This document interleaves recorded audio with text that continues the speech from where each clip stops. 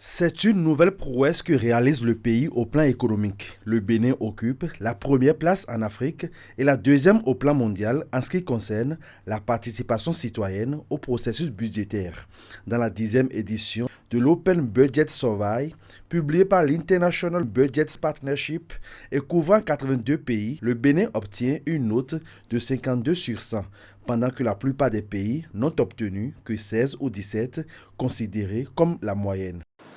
Le critère, c'est que le Bénin publie un certain nombre de documents budgétaires qui sont à jour et permet aux citoyens de participer à l'élaboration et à la surveillance budgétaire.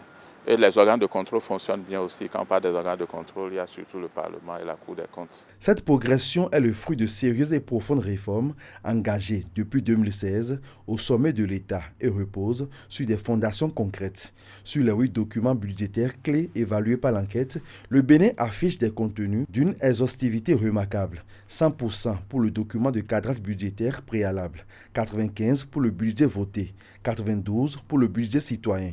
Cette version simplifiée, destinée au grand public, et 83% pour le projet de budget de l'exécutif. Autant de pièces désormais accessibles dans les délais à quiconque souhaite comprendre comment l'État lève et dépense l'argent public. C'est-à-dire le budget que l'État fait doit être traduit en un langage simple et imagé pour que les citoyens puissent lire le budget et comprendre que ce ne soit pas seulement une affaire d'experts. Et là, si vous savez qu'on a prévu quelque chose pour votre localité et que ce n'est pas fait, là vous pouvez demander à votre représentant local de rendre compte, de vous dire pourquoi cela n'a pas été fait. C'est pourquoi on a besoin de l'information, même si l'information n'est pas suffisante, elle est nécessaire pour pouvoir interpeller les élus locaux. Si on n'était pas transparent, la situation aurait été pire. Maintenant, la question de redistribution, ça c'est un autre aspect. Et je crois que l'actuel gouvernement veut aller dans ce sens pour que la croissance se sente dans le panier de la ménagère, comme on dit.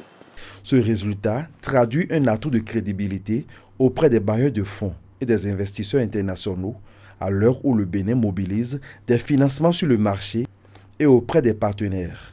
La transparence devient dans ce contexte un actif économique autant qu'un gage démocratique. Ce qui est intéressant, on a quand même une assurance que ce sera durable. Parce que celui qui a permis d'avoir cette performance depuis 2017, c'était le ministre d'État chargé des Finances et qui est maintenant devenu président de la République. Dans 2 ans, on aura encore de très bons résultats, je vais dire en 2027, puis c'est tous les 2 ans qu'on a cet indicateur-là.